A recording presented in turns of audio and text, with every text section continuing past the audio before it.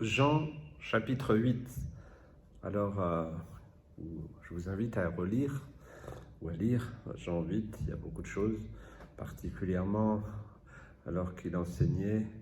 Il y a cette femme adultère qui a été emmenée par les pharisiens et voilà, toutes les questions qui se sont posées. Et puis ensuite, à partir du verset 18-20, eh bien, il y a une discussion aussi avec toujours les pharisiens. Et ça suscite beaucoup d'interrogations, puis aussi des reproches. Voilà.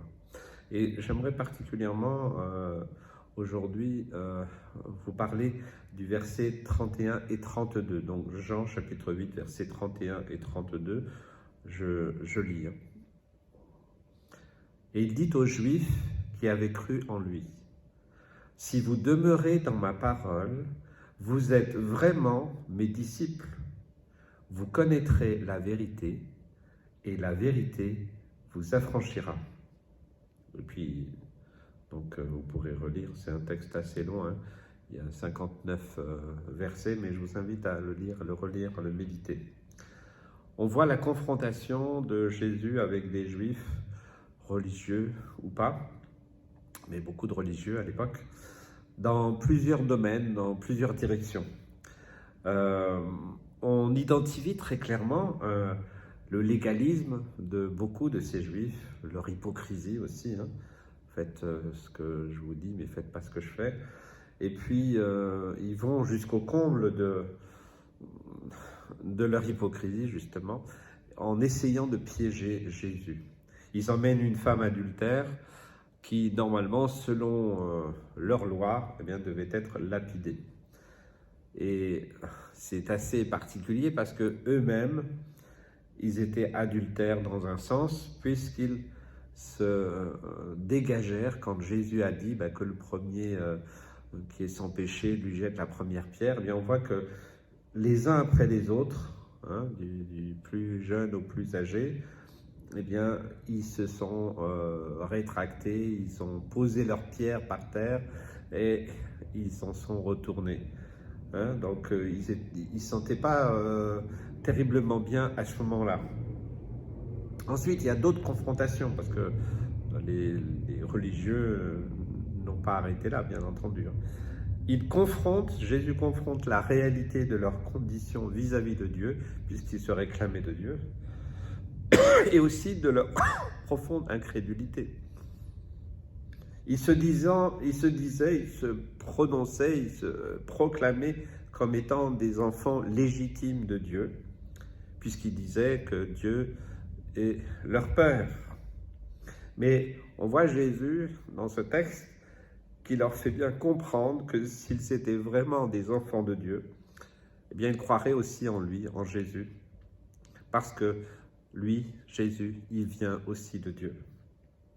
Et puis ensuite, on voit Jésus qui s'exprime, il proclame qu'il est avec Dieu et qu'ils ne pourront comprendre réellement lorsque seulement ils auront vu Jésus-Christ crucifié, Jésus-Christ ressuscité.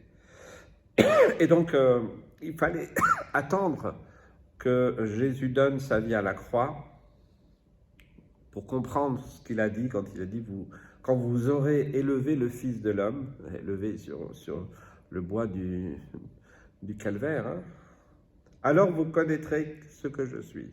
Vous saurez. C'est comme vos yeux vont s'ouvrir. Alors, les déclarations de Jésus, souvent, elles provoquent plusieurs réactions, et là, la division. Certains croyaient, certains ne croyaient pas, et continuaient à argumenter. Et pourtant, on a dans ce texte un condensé de l'évangile qui est très clair. Reconnaître sa condition de pécheur, abandonner sa religiosité et placer sa foi en Jésus pour être sauvé. Mais ça ne s'arrête pas là. Car Jésus, dans la suite de ce texte, va maintenant confronter certaines personnes même ceux qui ont décidé de croire.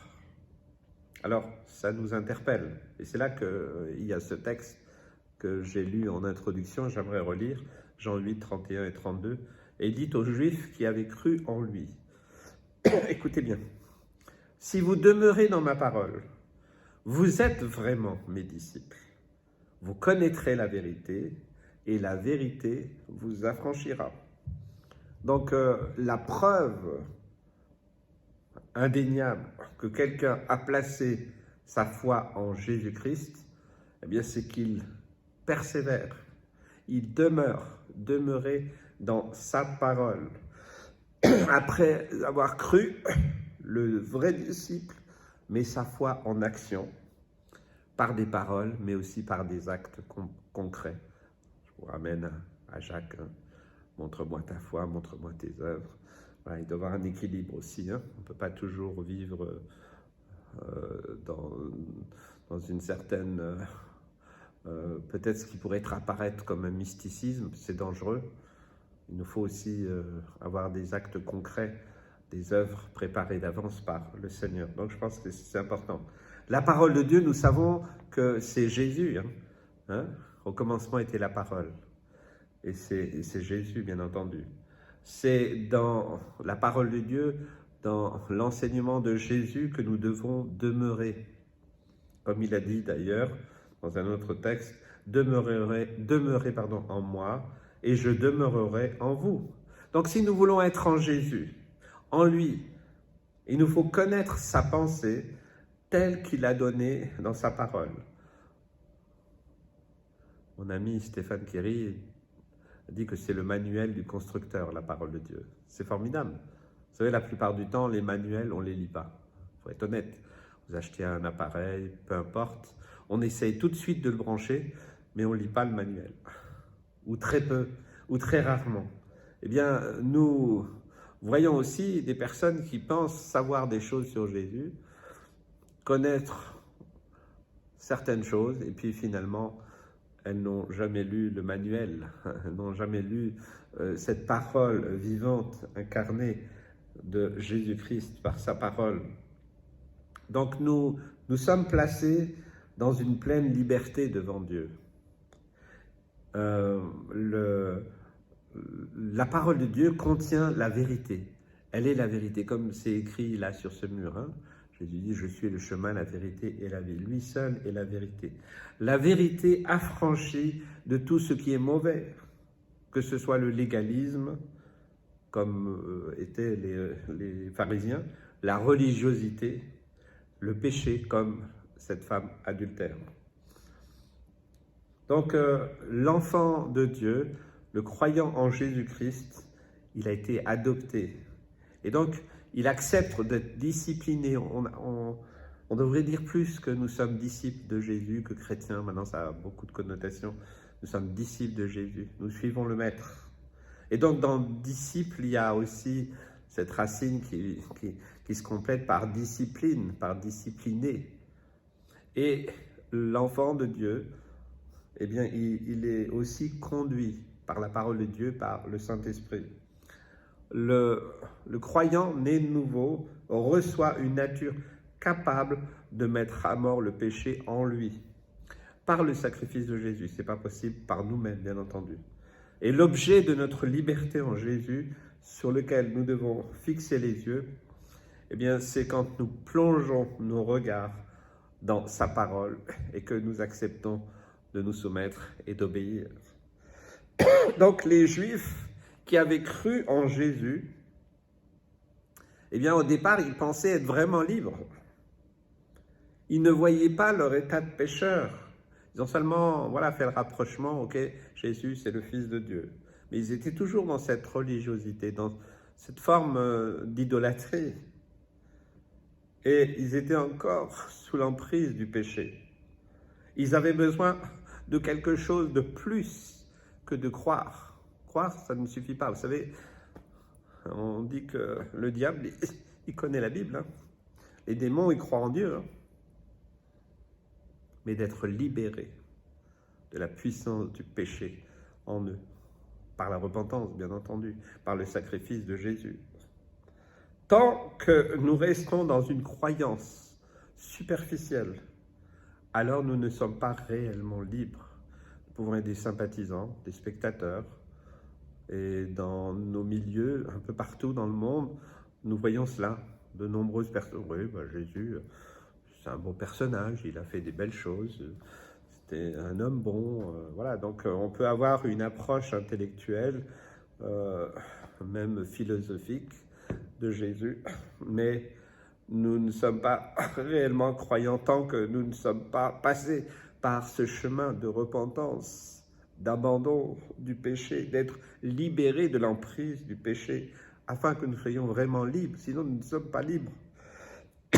Placer sa foi en Jésus, pas seulement croire, c'est essentiel à la véritable liberté.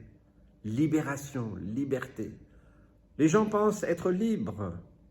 Ils ne sont pas libres. J'ai été aumônier pendant de nombreuses années et souvent je disais aux détenus, quand je leur parlais du salut, de la liberté en Jésus-Christ, des liens qui sont rompus grâce à l'œuvre de la croix, et je leur disais, vous savez, vous pouvez être là en prison, en détention, et être plus libre que des gens qui sont à l'extérieur, qui eux sont liés par le péché, prisonniers. Alors ça faisait toujours un peu interpeller, je dis oui, pasteur, oui quand même, nous on est quand même enfermés là, ok, mais vous pouvez être libre. La véritable liberté, c'est pas de faire tout ce qu'on veut quand on veut, c'est cette liberté intérieure, c'est cette paix formidable. C'est pour ça que je pense souvent à nos frères et sœurs persécutés. Peut-être ils sont persécutés, ils sont emprisonnés, ils sont dans des situations difficiles, mais ils sont réellement libres intérieurement. Et ça, c'est quand même essentiel. Donc, simplement que le Seigneur nous interpelle aujourd'hui, peut-être sur une forme d'incrédulité, peut-être une certaine suffisance, comme ces Juifs, voilà, ils connaissaient la Torah, ils connaissaient, ils pensaient savoir, mais en fait, ça ne suffit pas de savoir. Ça ne suffit même pas de croire. Parce que ce qui révèle notre état, eh bien, c'est un état soit soumis au péché ou affranchi, libre, véritablement libre intérieurement. Je rencontre beaucoup de gens qui ne sont pas libres. Alors on va peut-être identifier ceci ou cela, une raison, une origine, une source, mais il y a quand même dans la nature humaine un souci, c'est qu'il ne veut pas se repentir, il ne veut pas abdiquer, il veut être maître de lui-même. Donc peut-être si vous êtes dans cette attitude-là, vous ne faites que croire, vous êtes peut-être qu'un spectateur, qu'un sympathisant, bien, je vous invite à aller plus loin et de chercher véritablement cette véritable liberté, d'être affranchi. Est-ce que vous êtes en paix?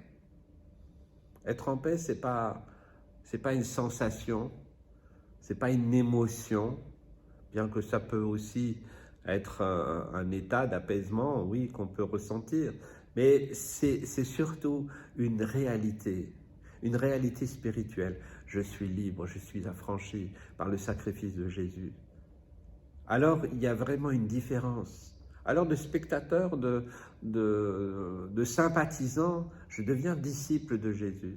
Je suis le maître et je scrute sa parole et je ne juge pas selon les apparences. C'est ce que le Seigneur veut faire dans la vie de plusieurs, qui nous aide non seulement à croire. Vous pouvez croire sans faire confiance. Je crois, mais je reste sur mes positions. Voilà. Le Seigneur nous invite dans ces temps troublés à tenir bon, à persévérer dans sa parole pour avancer, pour grandir, pour mûrir. Vous savez, nous avons besoin de réaliser les temps dans lesquels nous vivons. Et avec l'assemblée locale où je suis et dans les interventions que je fais bien faiblement, bien humblement, eh bien, je sais que le Seigneur pousse à cela, à ce que le peuple se prépare, prenne les choses au sérieux. Vous ne pouvez pas simplement être assis sur des chaises et écouter, croire, espérer. Non, impliquez-vous aussi, devenez des disciples de Jésus, affranchis, libérés. Oui, il y a un prix à payer, mais ça vaut la peine. Et je crois que dans les jours, les semaines, les mois, les années à venir, eh bien, cette réalité va devenir de plus en plus forte. Quand la pression va grandir, peut-être la persécution viendra aussi dans nos régions. Eh bien, être sympathisant ou spectateur, ça ne suffira plus. Ce sera même dangereux. Donc, du coup, il n'y a que la position de disciple de Jésus, proche du Maître, qui va nous permettre de tenir bon et bien sûr d'être ancré dans sa parole. Que Dieu vous bénisse, vous encourage. J'aimerais vraiment que vous soyez encouragés. Ne pensez pas que c'est un jugement, mais c'est réellement une invitation au nom de Jésus. Soyez bénis.